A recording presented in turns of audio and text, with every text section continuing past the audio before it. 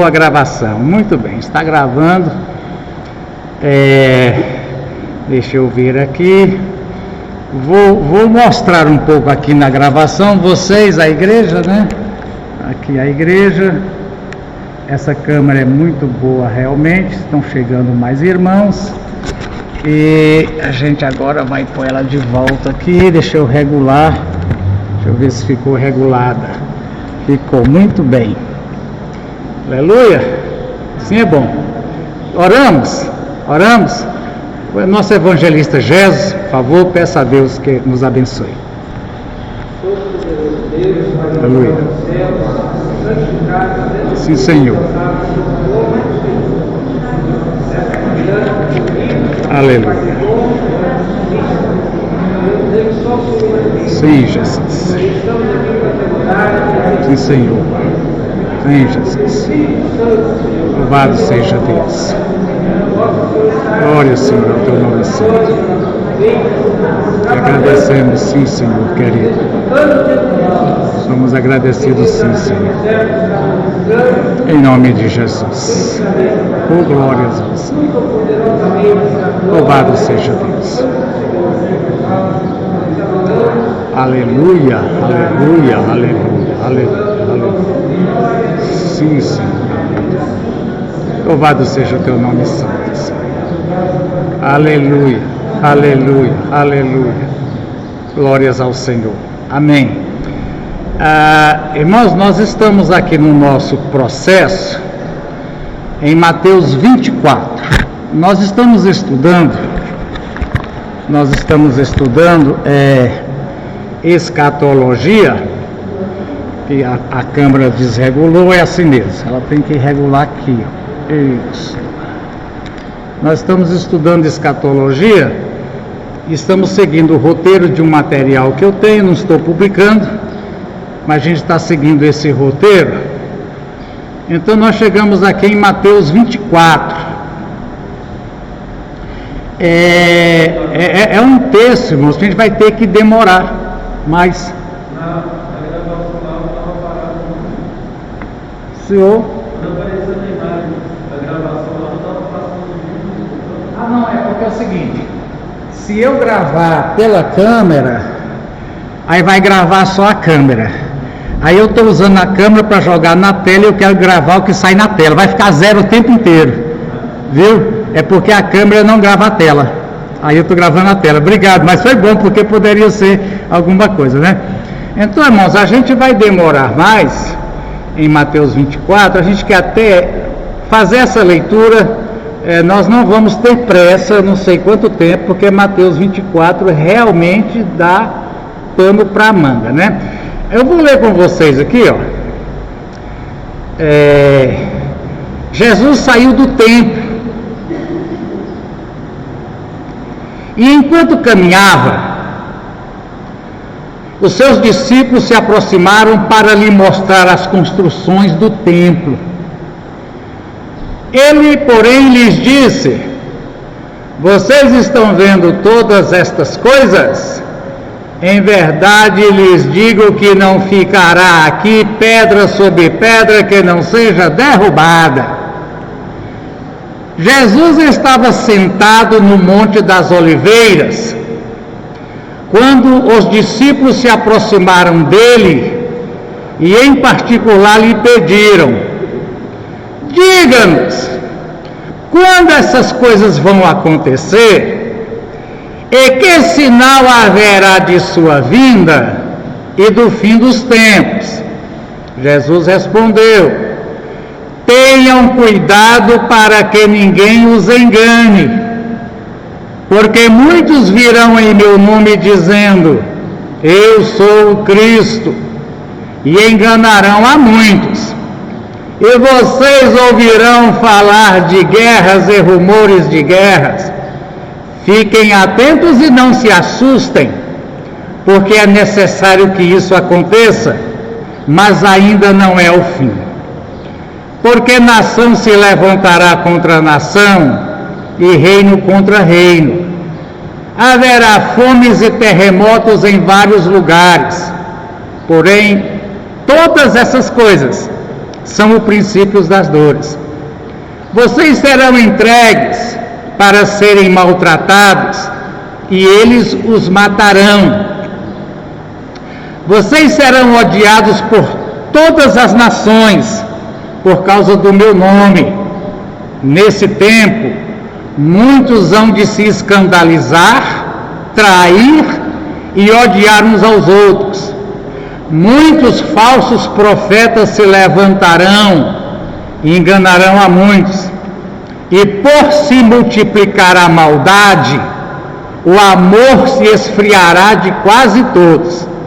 Aquele, porém, que fica firme até o fim, esse será salvo.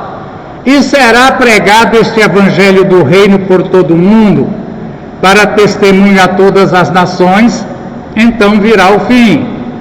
Quando, pois, vocês virem situado no lugar santo o abominável da desolação de que falou o profeta Daniel, quem lê entenda.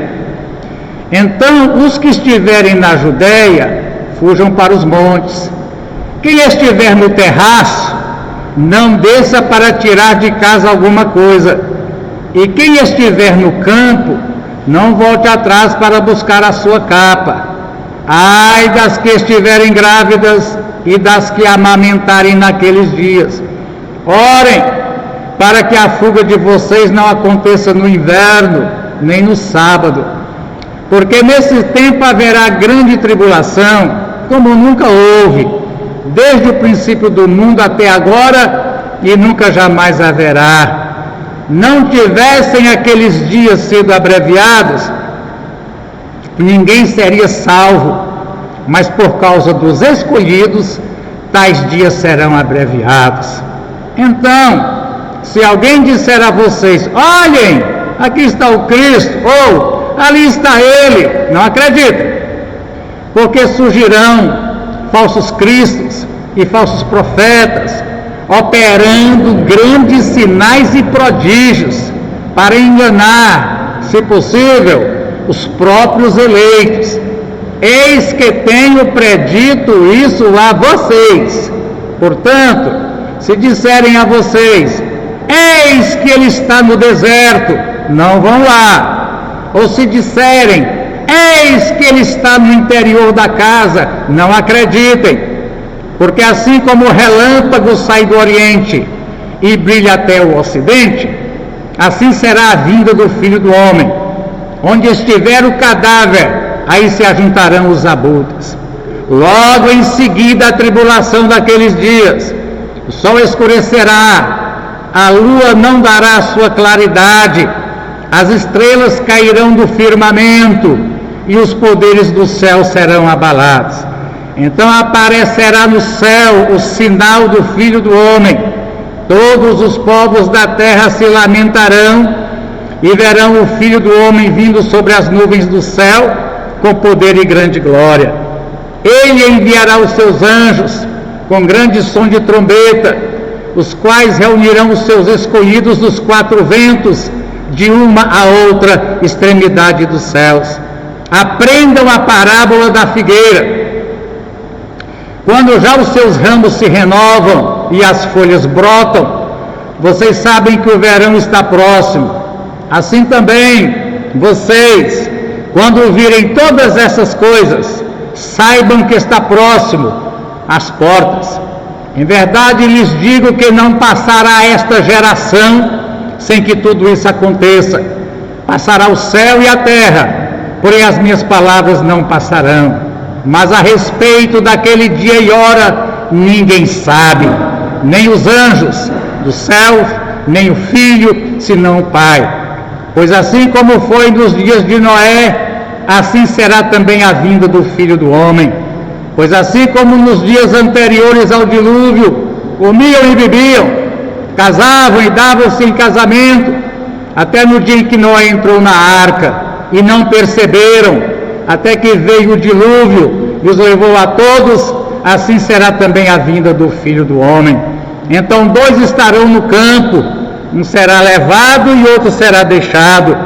2 mulheres estarão trabalhando no moinho, uma será levada e a outra será deixada. Portanto, vigiem, porque vocês não sabem em que dia virá o Senhor de vocês. Porém, considerem isso: se o pai de família soubesse a que hora viria o ladrão, vigiaria e não deixaria que sua casa fosse arrombada. Por isso, estejam também vocês preparados, porque o Filho do Homem virá a hora em que vocês menos esperam.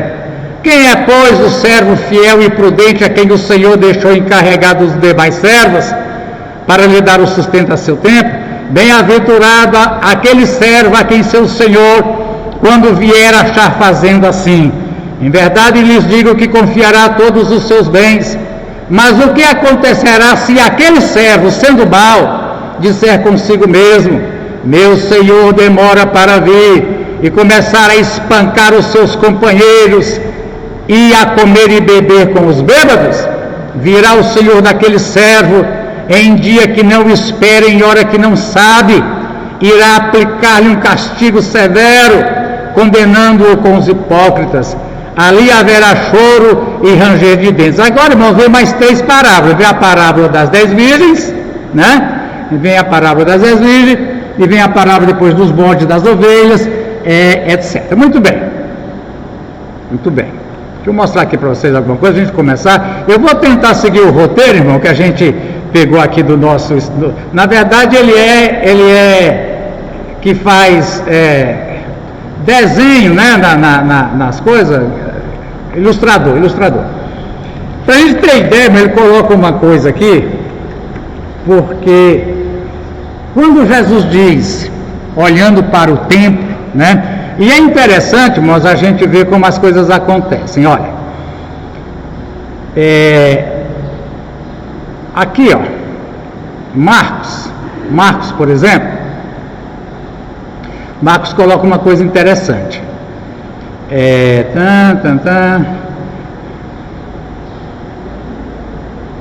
Marcos 13, né? Marcos 13. Marcos diz aqui, irmão: depois, estando ele sentado no monte das ovelhas, defronte do templo, aqui, né? Defronte do templo, Mateus não coloca isso. O Monte das Oliveiras, de frente do templo. Por que Marcos achou necessário dizer para os seus leitores? Os irmãos entendem a trama literária. A trama literária, irmãos, é que entre os personagens do texto, nós nos identificamos com algum personagem. A gente faz parte da trama. A gente entra no cenário. Aqui a gente é alguém. E pelo texto aqui, irmão, nós aqui somos os discípulos. Nessa trama aqui, nós somos os discípulos, né? E que exatamente vão fazer a pergunta que nós estamos fazendo hoje. É esse o tempo que o Senhor está voltando, Jesus? Né? Mas Mateus, por que Marcos lembra dizer, olha, o Monte das Oliveiras fica de frente quer dizer de frente, né? Por que Marcos achou necessário? Quem eram os destinatários de Marcos? Marcos escreveu para que povo? Vamos recapitular? Quem lembra? Mateus escreveu para quem? O Evangelho de Mateus foi destinado a quem? Aos judeus. Precisava falar para um judeu que o Monte das Oliveiras é em frente ao templo? Precisava falar? E Marcos escreveu para quem? Os romanos. E quem sabe até para nós aqui nessa manhã, né, Daniel? É interessante para nós dizer, ó, pessoal, esse monte onde Jesus está e que vai apontar o templo é bem de frente. Não é que eles estavam num lugar, eles estavam olhando. Agora, outra coisa interessante, irmãos, é que Mateus diz assim, ó. Tá vendo?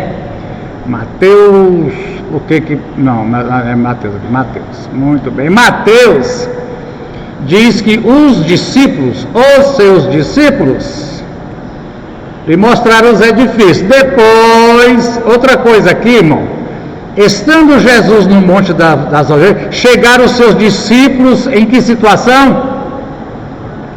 O que sublinhou aqui? Em particular. Irmão, nós temos que entender nas falas de Jesus, quando Jesus está falando para todos, é uma maneira de ler e interpretar. Quando Jesus restringe a sua fala só para os discípulos, inclusive eu entendo assim, os irmãos, por favor, falem. Jesus está dizendo para mim que isso aqui é chamado, irmãos, é o nome que dá, é o discurso das oliveiras. Mateus 24, Lucas 13, Marcos 13 e Lucas 21, chama-se o discurso das oliveiras. Por que discurso das oliveiras? Porque Jesus fez esse discurso no Monte das Oliveiras. Foi no Monte das Oliveiras, olhando para o templo, que Jesus falou. Irmão, Jesus falar em cima de monte, né? E diz aqui, ó. E outra coisa, Jesus estava como? Aqui, ó. Sentado. Qual foi o outro discurso que Jesus fez sentado no monte? Grande, maior de Jesus. Qual foi? O Sermão do Monte, que é Mateus 5, 6, 7, né? Sentado, era o contrário, né, irmãos? Então hoje aqui eu devia estar sentado, sentado. Mas são coisas que vão nos lembrando, algumas atitudes, que quando Jesus sentava, não era para pregar, era para ensinar. Então Jesus... Não, muito bem, não é. Esse monte aqui do 24, no Monte das Oliveiras, é em Jerusalém, em frente ao monte. O Monte das Bem-aventuranças, Dorinha, provavelmente era na Galileia também, viu? Era outro monte em outro lugar. Se não fosse, mas são dois montes diferentes. Mas é um cenário muito igual. Era um cenário que Jesus fazia com frequência. Tem mais do que isso, né? Outros lugares de Jesus não. Mas aqui, irmão, em particular, eu entendo que Jesus está dizendo para mim, assim, verá, essa mensagem aqui você não prega para o mundo, não. Você não põe um carro de som, faz um culto ao ar livre. Essa mensagem aqui é para a igreja. Ela é em particular, inclusive, irmãos, aqui, veja o que diz aqui, ó, Marcos, né? Deixa eu ver se... Marcos ainda diz aqui, ó, quem é que estava com ele? Mas por que muda? Era quem?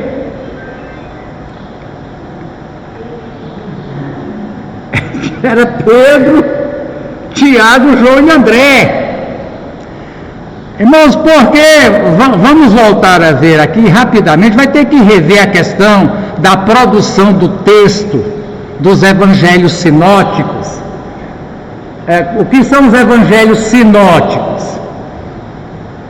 Mateus, Marcos e Lucas. João não é sinótico, João é outro tipo de evangelho, já trabalhamos bastante aqui. João é outro tipo de literatura totalmente diferente de Mateus, Marcos. Por que chama sinótico? Porque ótico é vista, ótico. Sinótico quer dizer que viram a mesma coisa. Eles olharam os mesmos eventos, mas com que diferença? Cada um de um ângulo. É essa a comparação que a gente faz, né? A gente calcula assim.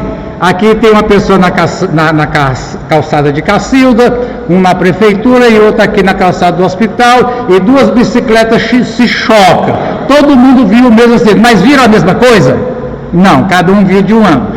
Então nós temos que entender o texto, porque esse texto de Mateus, ele é tão carregado dessa entremeança aí, e o que a gente sabe, não? Por exemplo, o texto primitivo foi Marcos.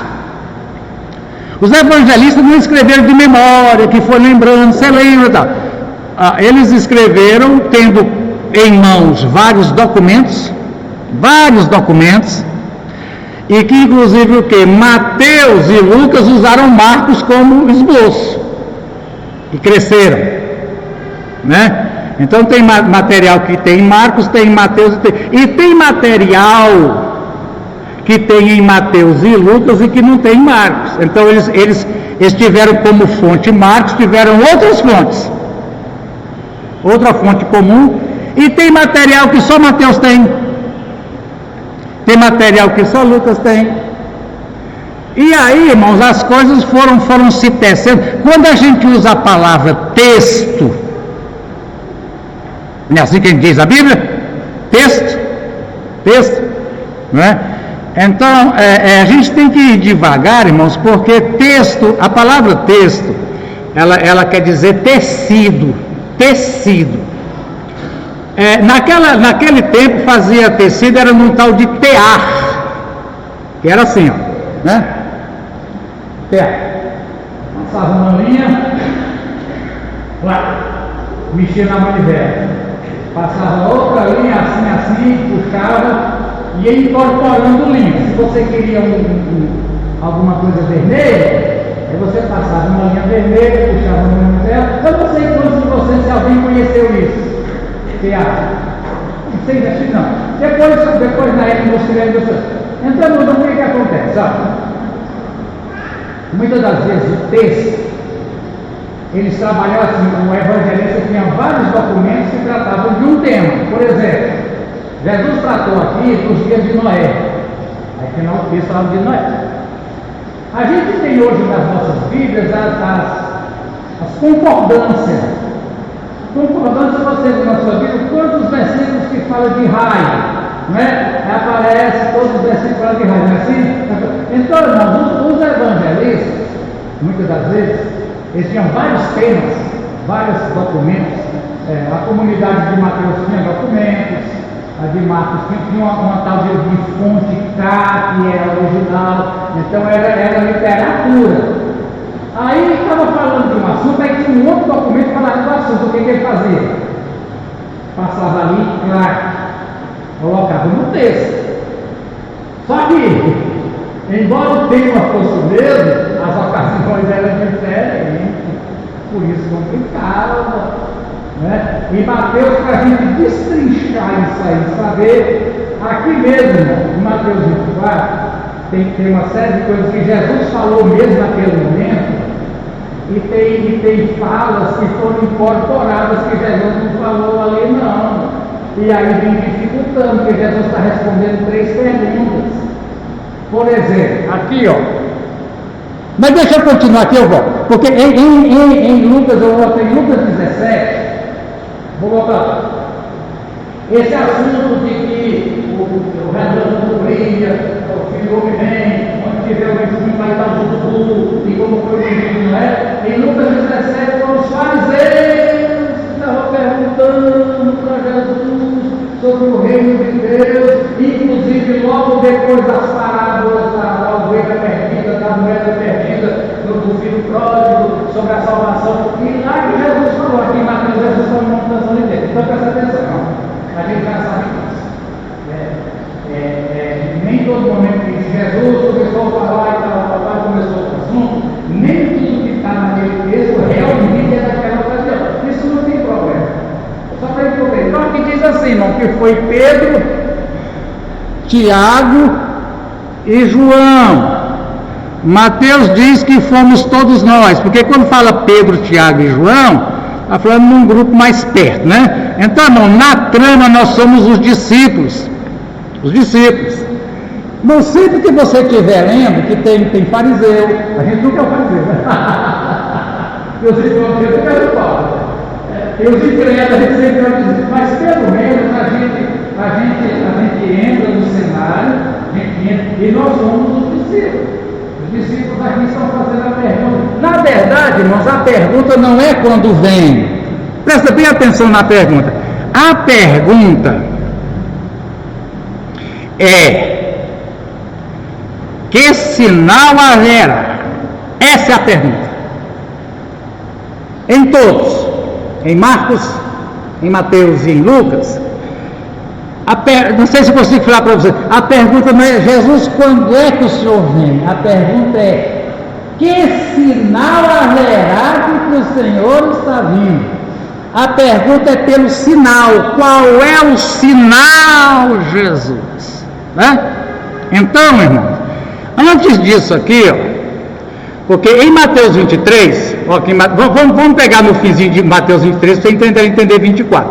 Mateus 23, irmão, termina assim, para emendar com 24, Jesus chorando sobre Jerusalém.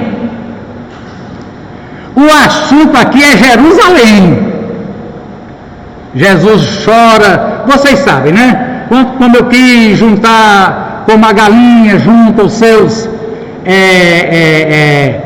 pintos, e aí diz, eis aí abandonada vos é a vossa casa. Porque Jesus vai dizer, irmão, sobre o abandono. Essa palavra aqui, abandonada, quer dizer destruída. Eu estou chorando por Jerusalém. Jerusalém não me ouviu, e eu vejo o quê? Eu vejo Jerusalém destruída, né? Aí ele vai para o 24, continuando, entendeu? Foi logo depois do lamento sobre Jerusalém, que diz aqui, ó, em Mateus, e Jesus, tendo saído do templo, ia se retirando, quando se aproximaram dele seus discípulos, para lhe mostrar os edifícios do templo. Mas ele lhes disse, não vedes tudo isso? Em verdade vos digo que não se deixará aqui pedra sobre pedra que não seja derribada. Irmãos, eu vou tentar mostrar uma coisa aqui para vocês. Ó, quando Jesus mostra o templo e diz, aqui não vai ficar pedra, Jesus está falando de uma construção de que tamanho?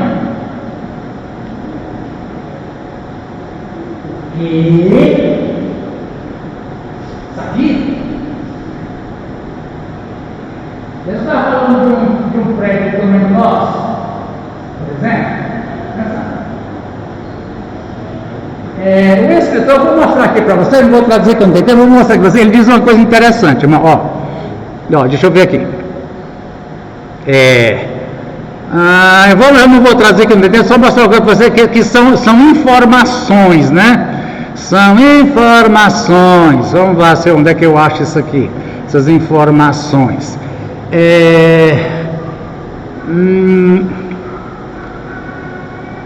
Sobre as guerras, sobre terremotos, tem uma série de informações que eu quero ler aqui para você entender bem isso aqui, irmão.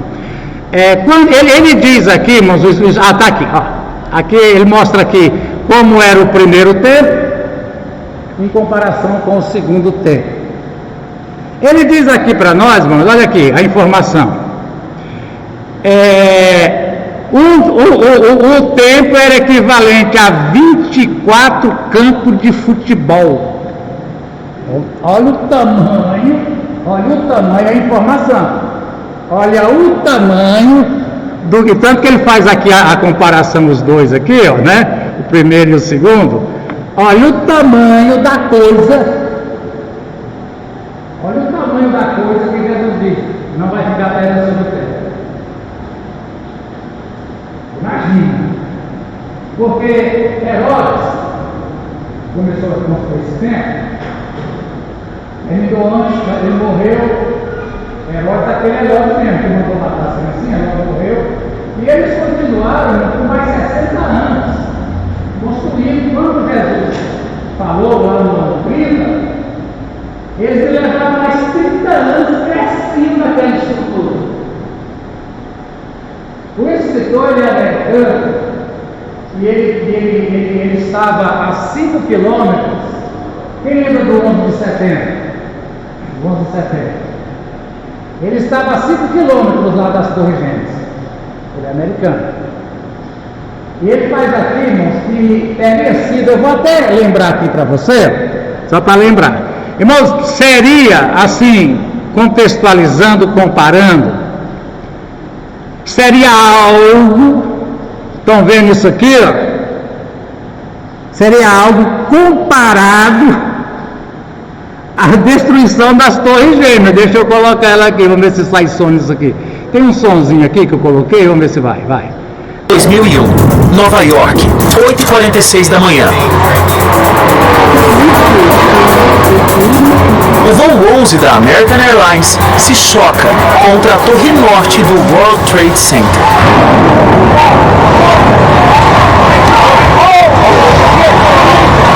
O que parecia ser um acidente se transforma em pânico, quando 16 minutos depois, outro avião atinge a Torre Sul.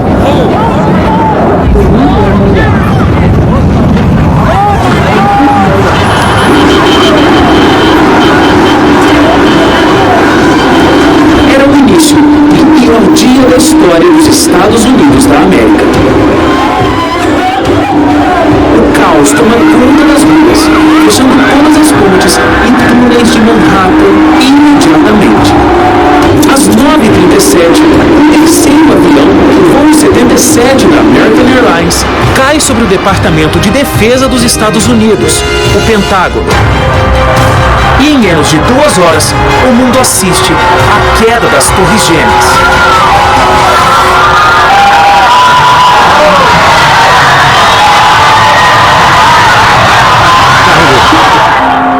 O quarto avião, que teria como destino o Capitólio ou a Casa Branca, caiu em uma plantação na Pensilvânia, após passageiros tentarem retomar o controle da aeronave. Os atentados terroristas de 11 de setembro tiraram a vida de quase 3.000 pessoas, deixaram mais de 6.000 feridos e afetaram a vida de bilhões, em um dia que ficou marcado na história e na memória. Todo mundo lembra desse dia, todo mundo lembra o que estava fazendo nesse momento. Eu me lembro claramente, eu estava nos Estados Unidos, havia acabado de chegar em Miami, eu tinha uma reunião com o Fundo de Investimentos em Palm Beach. Eu era embaixador do Brasil em Washington, estava me preparando para ir para o escritório, para a chancelaria, quando um colega meu telefonou e disse: olha, veja a televisão que um avião se chocou contra a torre. E eu fui atrás de uma televisão e aí eu vi exatamente quando o outro avião se chocou contra a segunda torre. Aí eu fui imediatamente para o escritório, para o meu gabinete lá, tentar falar com o presidente Fernando Henrique. Eu lembro exatamente do dia, do momento, chocado, prestando atenção naquilo que era algo totalmente inconcebível. Os americanos sempre acharam que os oceanos os protegiam e, de repente, internamente houve um ataque. Então, foi um momento muito interessante para estar nos Estados Unidos. O senhor continua ainda como embaixador lá nos Estados Unidos até 2004. Houve alguma ação, especificamente com relação ao 11 de setembro? O que o Brasil contribuiu ou enviou mensagens ao presidente americano? Qual foi essa relação nesse período do ataque? O presidente Fernando Henrique imediatamente manteve contato com a embaixada americana em Brasília e me pediu para que eu transmitisse lá em Washington. Como é que é, irmão? Desculpa. Condolência, a preocupação do governo brasileiro com esse. Muito bem, aí vem a seguinte pergunta, irmão. Essa que é a coisa, Gil. Jesus está falando de quê? Aqui, irmãos, ele falou apontando para o templo. Esse templo aqui vai ser totalmente destruído. E isso de fato aconteceu no ano 70. Mas assim, aconteceu porque Jesus decretou que acontecesse? Essa é a sua pergunta, né? Foi Jesus que decretou a destruição de Jerusalém? É isso que você está perguntando? Olha, Gil, na verdade, a questão é a seguinte: se levantar contra Roma, e com muitos profetas, você vê que lá no Evangelho fala aqueles galileus que Pilatos misturou o sangue deles com o sangue do sacrifício, correto? Eles eram zelotes eram terroristas. Jesus tinha um discípulo zelote, ex-terrorista. Terrorista mesmo, que atacava Roma, roubava o dinheiro, roubava as armas, fazia assalto. Barrabás não era ladrão. Aqueles dois do lado de Jesus não eram ladrões, eles eram salteadores. Jesus foi preso e condenado como ativista político subversivo. Mas aí, Gil, se levantar contra Roma é inevitável.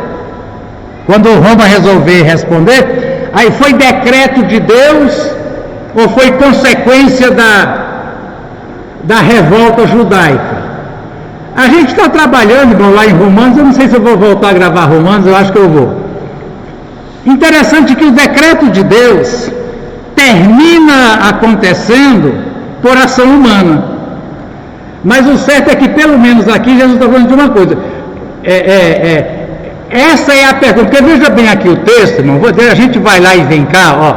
O texto, Jesus diz aqui, ó. Presta atenção que a gente está falando de coisas que acontecerá naqueles dias, ó. Em verdade, vos digo, Mateus 24, 24, que não passará esta geração. Então Jesus estava falando de coisas que ia acontecer quando? Primeiro, com as pessoas que estavam lá ouvindo. Vocês que estão me vendo e me ouvindo, vocês vão ver essas coisas acontecendo, vocês que estão vivos aqui. Então, não tinha coisa que seria imediata. Aí vem. Aí Jesus mesmo diz aqui, ó, e tem coisas que estão lá na predição do profeta Daniel, que é a última das 70 semanas de Daniel, é para o povo judeu, depois do arrebatamento da igreja. Agora, o que acontece, Gil? E também, irmão, Jesus vem falando aqui para a igreja. Jesus está falando para os judeus o que vai acontecer com a nação de Israel, o que vai acontecer com a cidade de Jerusalém, o que vai acontecer com o povo judeu quando se cumprir a profecia de Daniel.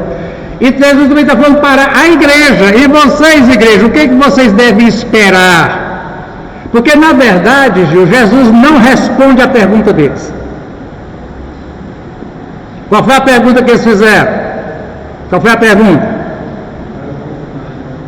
Qual é o sinal, Senhor, de todas essas coisas? Jesus não responde. Jesus responde, irmão, isso muito longe aqui. O único sinal que Jesus dá é esse aqui, ó. Só tem um sinal. Aparecerá no céu o sinal do Filho do Homem. Jesus, o único sinal, ele diz: não tem sinal. O único sinal vai ser quando eu aparecer. Quando eu aparecer, você pode ter certeza que o Filho chegou. Porque hoje, pastor Geraldo, tudo que acontece é o terremoto, é sinal que Jesus está voltando. É não sei o que, é o sinal que Jesus está voltando. Então a gente não pode se basear por esses sinais, né? Não, porque o que Jesus diz aqui, irmãos, repetidamente, deixa eu lembrar para vocês aqui, olha quantas vezes. Jesus não responde, porque veja bem, quando eles dizem: Senhor, estamos em Mateus, declara-nos quando serão essas coisas. Esse "e" aqui quer dizer o que, irmão?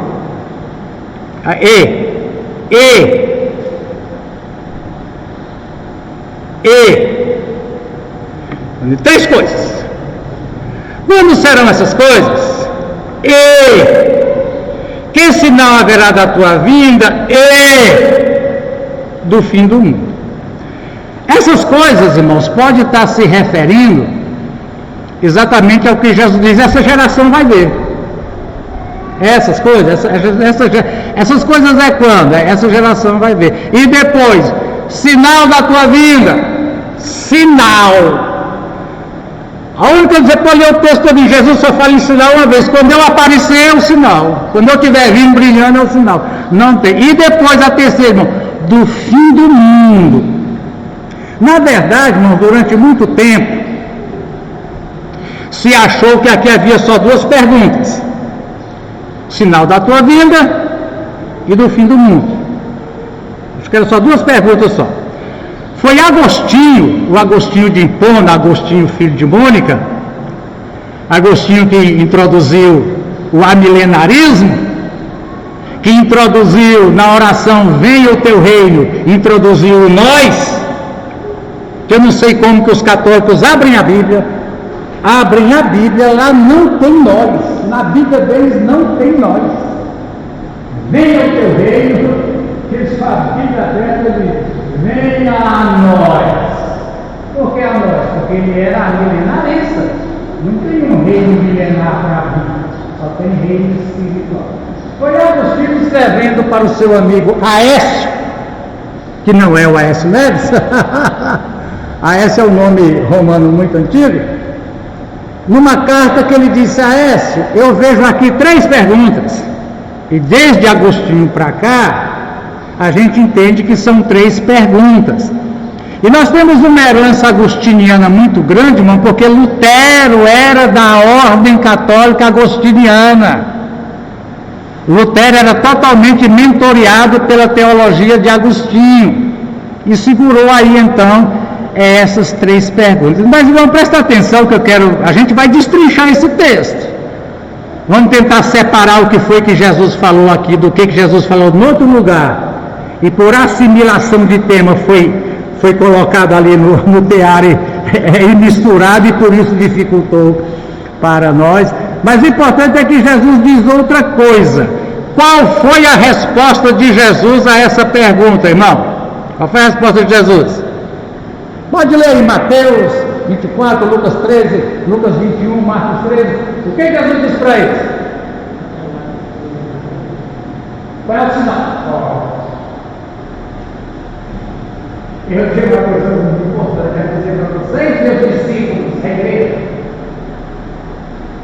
Vocês estão muito preocupados, lembrar que o irmão Gil é verdade, eu tenho que ficar aqui por causa do microfone, eu esqueço. Que sinal, é sinal, aí diz, esse terremoto é sinal, não sei o que é sinal, a pandemia, não é isso? Já pergunta. Jesus diz o seguinte, presta atenção, não deixa ninguém enganar vocês. O perigo que vocês estão correndo não é esse. O perigo que a igreja corre é o perigo de ser enganada. Ó, aqui, deixa eu ver como é que diz nessa tradução aqui, a Nova Almeida, né? A Nova Almeida diz assim, ó. Deus respondeu. Tenham cuidado que ninguém os engane. A palavra engane vai repetir várias vezes no sermão de Mateus 24. Cuidado que ninguém engane. Vocês estão correndo um risco muito sério. Não é de não entender sinais. Vocês estão correndo um risco muito sério de serem enganados. A respeito de quê? Aí ele diz: muitos virão em meu nome dizendo, eu sou o Cristo, e enganarão. A quantos? Quantos vão ser enganados? Muitos, pastora Dada. Muitos. É como a ceia diz, por isso há entre vós muitos fracos e doentes. É muitos. Muitos serão enganados. Essa questão aqui de eu sou o Cristo, não vou até adiante, depois eu volto aqui, deixa eu mostrar para vocês. Ó. Não, muito bem. Jesus lembra aqui, falsos profetas. E ele repete muitas vezes, cuidado com falsos profetas. O risco que a igreja corre, Jesus diz, presta atenção, vocês não estão correndo risco hoje, a questão de eu voltar, vocês estão correndo o risco de ouvir falsos ensinamentos, se desviar do ensinamento. Nas cartas de Paulo, todas elas, é para prevenir a igreja de falsos ensinamentos. Falso ensinamento é cruel. Eu conto um caso aqui, irmão nosso, verídico, não vou dizer, quem sabe é uma uma pessoa da nossa igreja, teve em Goiânia 10 anos, frequentou o Tabernáculo da Fé do profeta William Branham, onde o Espírito Santo é o Espírito do William Branham que morreu, do homem pastor, morreu, foi usado por Deus em milagre, não sei se morreu, e agora quem manifesta nos cultos é o William Branham. E ela teve lá 10 anos e não descobriu isso, irmão Júlio. Não descobriu isso, voltou para cá e lembrou, como se tivesse numa mesma igreja. Então, nossa questão doutrinária é séria. Não é assim porque simplesmente você vê uma placa igreja pentecostal, que aliás não existe igreja pentecostal. Pentecostal não é um sistema eclesiástico. Pentecostal é um movimento dentro das igrejas. A igreja pode ser batista, ela pode ser presbiteriana, ela pode ser igreja. Você veja, não tem igreja pentecostal Assembleia de Deus, não tem. As igrejas pentecostais virou um nome. E é um problema. Porque os sistemas eclesiásticos têm congregacional, episcopal, tem os sistemas que funcionam muito bem. As igrejas presbiterianas e batistas, no sentido de organização, dá show. Organização de ministério, pagamento de pastor, disciplina de membro, batismo, ceia, organização de secretaria. Agora, algumas são pentecostais. Pentecoste, na verdade, é um movimento, que inclusive, irmão, nós não sabemos o que é. O Pentecoste não é como uma reforma protestante que já lacrou, não. O Pentecoste é alguma coisa que está acontecendo. E acontecendo de diferentes maneiras, em diferentes continentes, em diferentes igrejas. E é complicado, já falei, porque alguém quer botar um padrão, dizer Pentecoste é assim. E quem não for assim igual a nós, não é.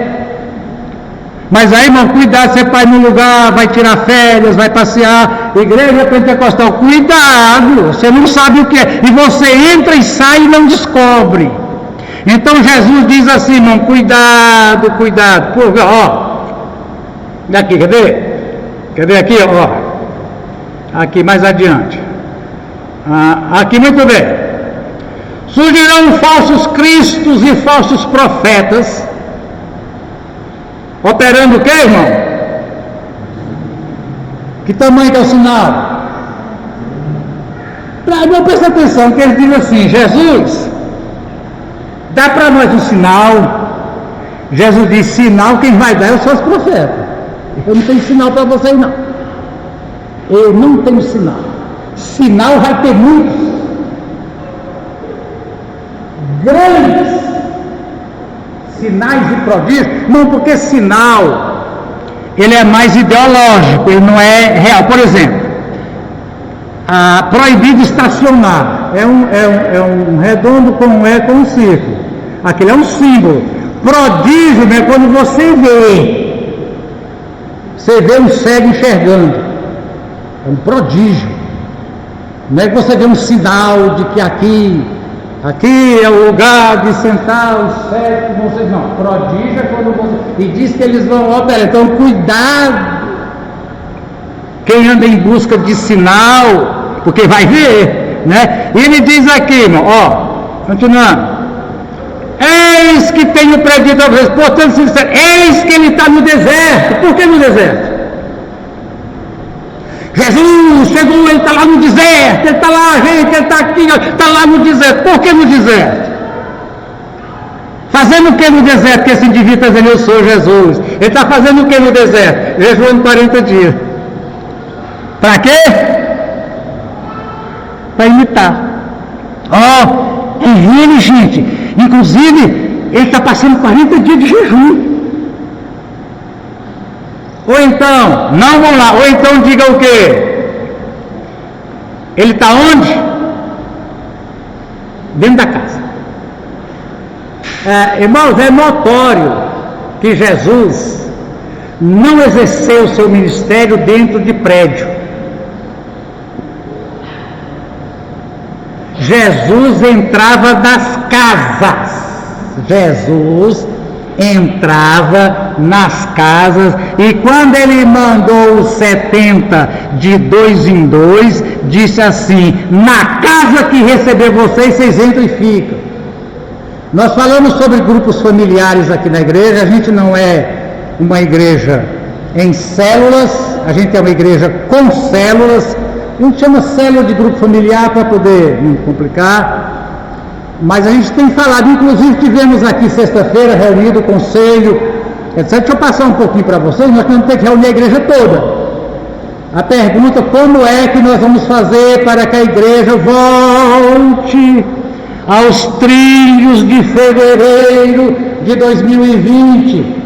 Aí, bem providencialmente, na quinta-feira, eu participei de um webinar com os nossos líderes mundiais, o líder da Igreja de Deus na Europa, na América Central, o Davi Ramires, que faz parte do Comitê de Missões, da Igreja de Deus da Profecia na Europa, os líderes mundiais.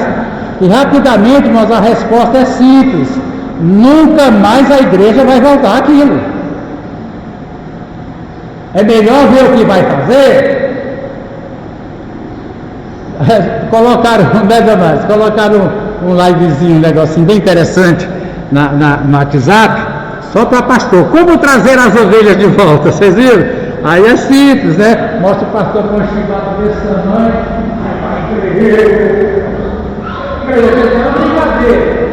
Mas, irmãos, a gente vai conversar muito. A igreja vai ter que continuar. Ela vai continuar tendo presencial, mas ela tem que se multiplicar, até porque na Espanha, o líder da Espanha, quinta-feira eu estava falando, já sabem que lá vai ter lockdown agora com a tal da segunda onda, e principalmente igreja não vai reunir nem 30% igual está reunindo. E o que acontece na Europa não acontece aqui. Tá, né? Então, irmão, eis que ele está, Jesus, a gente falando, a igreja é hora de nós incrementarmos os grupos familiares, multiplicar grupos, criar mais grupos, porque o projeto original da igreja, irmão, era em casas. E a gente até diz aqui no nosso projeto de grupos familiares, a igreja não existe aqui no templo. A igreja existe nas casas e se nos reunimos no templo, mas a igreja, ela anda, a gente vai incrementar isso. Mas ele dizia, o sinal é Jesus, cadê ele? Porque senão ele está pregando no ar livre. Jesus não. Jesus disse que, citou Daniel lá, Isaías, que não se ouve nas praças a sua voz, mas também não apaga o pavio. Não, ele está visitando nas casas. Então é ele está indo nas casas. Quer dizer, não é como agora, né? Quantos de vocês já receberam visita de candidato? Eu recebi já de 3, dos 3 candidatos, eu já recebi visita em casa dos 3 candidatos já. Candidato a prefeito, candidato a vereador, vocês receberam? Jesus não era assim não, irmão, que ele ia nas casas em época de campanha, né? É ele está andando, diz, não, cuidado, não acredite nisso não. Outra coisa aqui, irmãos, que a gente vai encontrar nessas falas de Jesus, é quando ele diz assim, eu não tenho tempo de trabalhar, se alguém depois quiser mais explicações, eu posso passar. Por exemplo, nós já vimos, irmãos, sobre como se construiu, nós tivemos aqui uma escola dominical muito grande, sobre como se construiu, porque a igreja, durante 60 anos mais ou menos, a igreja não tinha nenhuma literatura. Evangelho Marcos, Mateus e Lucas, aí por volta do ano 50, 60, e outra coisa, não tinha gráfica não. Quando diz que tinha o Evangelho de Mateus, quer dizer que tinha o quê? Uma meia dúzia de cópia, né? E como é que Jesus sustentou essa igreja? Aí, irmãos, os roteiros, eu fiz pesquisa demorada, gastei muito tempo nisso. A principal manifestação de Jesus era por profecia no culto. Eis que sou eu que falo convosco. A gente conhece como é que existe no nosso meio. Deixo a vocês a minha paz. Não é assim que geralmente Jesus fala pelo Espírito Santo? Então, mas a igreja, até quando os evangelhos se firmaram, foi necessário, até porque aí, irmão, as pessoas anotavam a profecia. Jesus falou no culto ontem, assim. E pelo que a gente sabe, Jesus não falava coisa nova, doutrina nova, pregação nova. Ele lembrava. João disse: o Espírito Santo fará vocês lembrar. Como é que o Espírito Santo fazia lembrar? Jesus mesmo, que o Espírito Santo lembrava. E eles escreviam. Com o passar do tempo, irmãos, era muito difícil de perguntar. Escuta, a irmã tem uma copinha aqui, ó, de uma fala que Jesus disse para a igreja. Mas ele falou antes da ressurreição, ou ele falou pelo Espírito Santo em profecia? Não dá mais para saber. O Evangelho de João, eu preciso lembrar isso para vocês, o Evangelho de João principalmente é lacrado de palavras do Jesus ressuscitado com a igreja. Então, eis que eu sou. Jesus está dizendo: eis, sou Cristo, sou eu que falo com vocês. Jesus diz: viram muitos falsos profetas dizendo assim. Quando a igreja totalmente carismática, a igreja apostólica era 100% carismática. E alguém diz: irmão, por que a igreja não volta? É porque agora Jesus já deu escrito para nós, para não ter confusão. Ele deu escrito, teve o trabalho. Mas então a igreja perdeu muito, né? Então, irmãos, nós recebemos profecia, nós cremos em profecia, mas profecia para revelar doutrina apostólica não tem mais não. Já foi, já lacrou, já escreveu e já terminou. Nós temos profecia individual, plano de Deus para a minha vida. Pode até alguma coisa para alguma ação da igreja, mas não tem como podia voltar, vamos jogar a Bíblia fora, e Jesus vir profetizar no culto, ele não vai fazer isso mais. Então, irmão, quando Jesus está falando aqui, cuidado, que virão muitos, eis que eu sou Cristo, eu que falo com vocês, e geralmente quando é falso profeta, dizem: quem não acreditar vai morrer de câncer. Já viu essa? Já viu?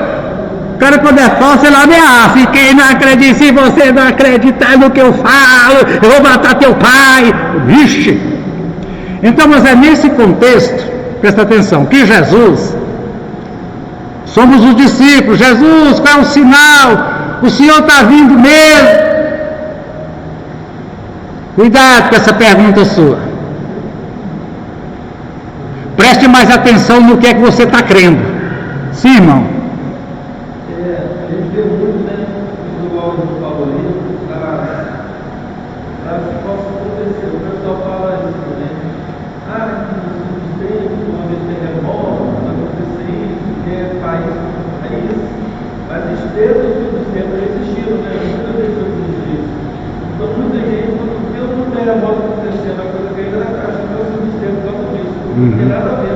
Muito bem, irmão. Irmão, presta atenção aqui, eu vou tentar passar, vamos passar aqui. Jesus diz claramente aqui, olha, não fique baseado. Agora, ouvireis falar de guerras e rumores de guerra. Haverá fomes e terremotos. Bom, aqui eu tenho um texto aqui, eu queria mostrar para vocês, só para atualizar, sobre terremotos. Mas eu vou ler aqui, você vai entender, sobre terremotos. O que está acontecendo no mundo acerca de terremotos? Deixa eu ver se eu encontro aqui, porque o irmão Tim LaHaye, ele fez aqui um levantamento, acho que é bem aqui sobre terremotos, para a gente aqui, o Tim LaHaye, a quantidade, muito bem. Primeiro, ouvireis falar de guerras. Agora ele vem aqui, a Primeira Guerra Mundial envolveu 32 países e morreram 18 milhões de pessoas. Agora aconteceu que logo depois veio a gripe. Em 1918 Nós estamos hoje falando de trancar tudo porque morreu 1 milhão de pessoas, né? Irmãos, em 1908 a pandemia da gripe, flu é gripe, matou 100 milhões de pessoas. E não teve lockdown não. Né? Muito bem. Agora aqui, ó. Aqui, irmão, sobre terremoto. Deixa eu ler aqui para você. Ó.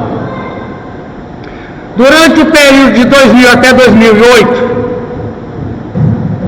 o número total de terremotos no mundo cada ano, terremotos de magnitude 3 até 3,9, subiu de 4.800 terremotos para 11.000.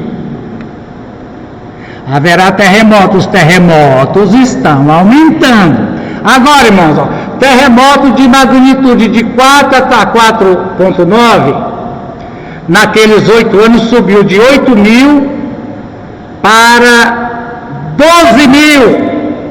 E os terremotos grandes, esses que vai de 0,5 até 0,59, esse que aconteceu agora, né? Foi de 1.300 para 1.700. Então, irmãos, aqui o Lahai, a gente lê muito do livro deles em português, mostrando aqui, a gente vai ver mais, ele diz no capítulo 15 sobre isso aí. Agora diz que é interessante que na Primeira Guerra Mundial para a Segunda, foi que deu ocasião para a recriação do Estado de Israel, 1948, recriação do Estado de Israel.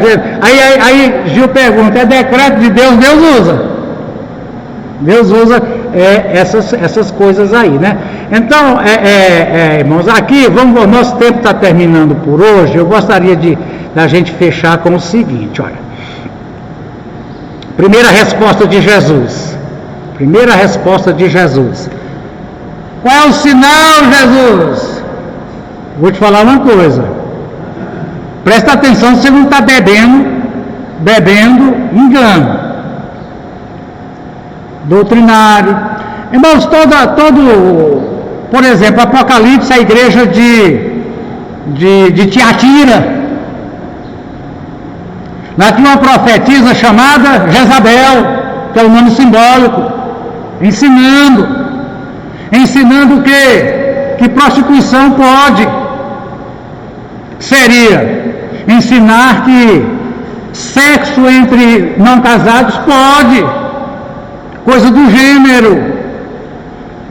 Mas a gente vê tanto, aqui no Brasil, não sei, aqui fica aqui recanteado, mas em nome de movimento evangélico, de igreja evangélica, está acontecendo cada barbaridade, irmãos, muito grande mesmo, principalmente a questão do comércio.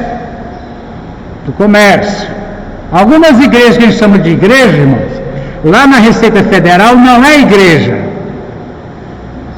é organização religiosa, com fim lucrativo. A gente escandalizado, meu Deus, como é que pode tirar dinheiro 10 vezes no culto? Eles não são igreja como nós, no nosso registro, nós somos entidades sem fim lucrativo. Quer dizer, o que aqui se arrecada é investido no próprio. As pessoas que recebem, como eu, recebem uma quantia que a igreja destina. Esse aqui é seu, o resto não é seu, né? Então, todas essas coisas. Então, irmãos, de imediato, Jesus está dizendo sobre todas essas coisas, doenças, pestes, e vivendo agora o pessoal chama de fraudemia. Isso é uma fraude. Porque, veja bem, a escola já voltou 100%, de igreja não. Inclusive, nós temos que fazer um trabalho, os irmãos nos ajudem, fazendo aqui uma apologia. Algumas pessoas não estão vindo aos templos porque estão com a ideia de que na igreja é perigoso. Pode ser, mas aqui na nossa não é não, irmão. Aqui é muito bem protocolado, os irmãos veem. A gente vela mesmo por questão de manutenção de distância, até de máscara, eu mesmo não estou ligando para isso não, mas máscara, álcool, mas algumas pessoas estão achando que e pode ir na fila do Bradesco, aglomerar lá, pode. Na lotérica pode aglomerar, mas na igreja é perigoso. Então, uma das coisas que eu quero que vocês nos ajudem, irmãos, a trabalhar, é que pelo menos aqui, só posso falar por nós não estamos em momento algum colocando as pessoas que vêm para o culto aqui em risco. Nós não estamos, aqui não está acontecendo isso não. Senhor,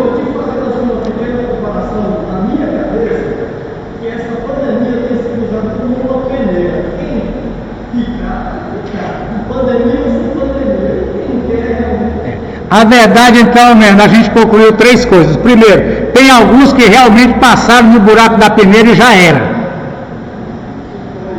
Se foi. Era aquela coisa, irmão. Estava faltando, estava assim, estava faltando só fazer assim, né? Foi. Alguns, irmãos, devido à mentalidade, etc., nós vamos ter que chegar a eles digitalmente. Nós vamos procurar incrementar plataformas, criar grupos familiares. Os irmãos sabem mexer com o computador, seus 10, 15 participantes lá, tudo na plataforma, interagindo, criar grupos virtuais, mas tem alguns que não vêm nem presencial e nem virtual. Esses que é difícil, como é que nós vamos chegar nele? Mas o certo é que pensando na igreja, eu ouvi dos líderes mundiais de diversas denominações, dizem, lá na Europa, ouvi quinta-feira, que pelo menos por 3 anos a igreja não acredite que esse cenário de tranca e fecha vai parar não, para não dizer que é para sempre. E o que a igreja vai fazer é isso. Agradeço a palavra do irmão Veriano. Vamos investir em reuniões nas casas. Logicamente também não vamos promover aglomeração nas casas, por isso que o grupo é pequeno. O grupo é pequeno, chama grupo pequeno nas casas. Vamos, irmãos, de tornar a igreja digital não é fazer as mesmas coisas de antes e jogar no YouTube, não. É fazer coisas novas, principalmente grupos de reunião digital, né? Então a igreja, a gente vai ter, a expressão que a gente usou, irmão, nós vamos ter que aprender a andar. É como quem nunca andou para nós aqui nesse modelo, a gente está imediato já providenciando um site da igreja, e não vamos, presta atenção, irmão, a gente não vai se tornar uma igreja virtual, mas pela vida da igreja, por mais 3 anos, 5 anos e 10 anos, a gente vai ter que aprender a andar e a correr. O pastor Davi Ramírez, diretor da América Central do Comitê de Missões e do Comitê dos 18, ele citou Jeremias 12:5. Se eu pergunto, Jeremias, se você está cansado, correndo com os que correm a pé, como é que vai ser quando você tiver que correr com quem está a cavalo? Então, irmãos, é o seguinte, o mundo, coisa digital, de reunião, está a cavalo. E nós estamos a pé. Nós vamos ter que aprender, mesmo se andar a cavalo, eu tenho que aprender a andar a cavalo. Então, mas eu queria que você visse aí, eu vou terminar pelo tempo, mas Jesus responde muitas vezes, muitas vezes, ele diz aqui, aqui, muito bem, aquele dia e aquela hora ninguém sabe, nem o filho senão o pai. É uma pergunta complicada também. Como é que Jesus não sabe? A gente vai tentar voltar lá. Como foi nos dias de Noé? Vigiem, porque vocês não sabem. Quem é o servo fiel? Muito bem, vigiem, porque vocês não sabem. Aí vem as 10 virgens, vigiem, porque a resposta é, Gil, vigiem. O que é vigiar, irmão? Vigiar. De olho, de ouvido, esperto. Porque Satanás trabalha com engano. Ele trabalha com máscara de crente e de revelação. Nós temos uma boa convivência com todas as denominações, praticamente todas. Tem algumas que nós não temos como ter relacionamento, porque para nós não é igreja. É comércio religioso, por exemplo. Nós não temos comunhão com comércio religioso. Temos umas doutrinas que não tem, nós cremos na Trindade, a gente não tem comunhão com quem não crê na Trindade. Mas, irmãos, é tempo de vigiar. É importante você fazer parte de uma igreja, conhecer essa doutrina e passar. Inclusive, você tem o direito de discutir a doutrina da sua igreja. Olha, mas isso aqui é mesmo assim, sim, irmão. Essas igrejas religiosas são os neopentecostais. Nós temos uma coisa chamada neopentecostalismo. Vieram nas igrejas pentecostais, aí em 1960 por aí, as neopentecostais, que quase todas são apostólicas. Bom, tanto que eu já estudei, já vi, já revi, não encontro base para apóstolo. Para mim, ministério apostólico pode até ter tido mais do que os 12, mas ministério apostólico não. Apóstolo, mas assim, acima de mim só tem Deus. Apóstolo não presta conta a ninguém, não presta conta financeira da igreja, não presta conta da sua vida. O sistema da igreja de Deus, irmão, todo pastor, o supervisor mundial, tem um comitê acima dele a quem ele tem que se reportar. Ele tem que prestar conta. Então, irmãos, não é a gente se julgar que a gente é o infalível, que nossa doutrina não sei o quê, não é por aí, mas é dizer, presta atenção que tem muita doutrina errada. Errada por quê? Porque não casa com a Bíblia. Amém? Então, irmãos, vou terminar, e vai ficar muito tempo, eu quero ler vírgula por vírgula desse Mateus 24 com vocês, e pedir para vocês contar para mim, é brincadeira, quantos pingos de i que tem em Mateus 24, mas deixa para lá.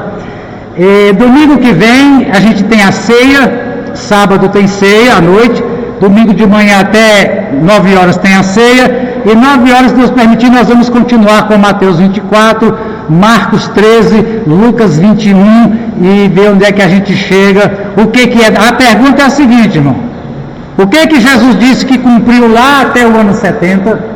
O que está cumprindo agora na era da igreja? E o que vai cumprir com Israel depois do arrebatamento? É só que aqui está assim, ó. Quem foi fazer o tecido, pegou os fios tudinho, botou e passou a manivela. E a gente agora tem que separar, né?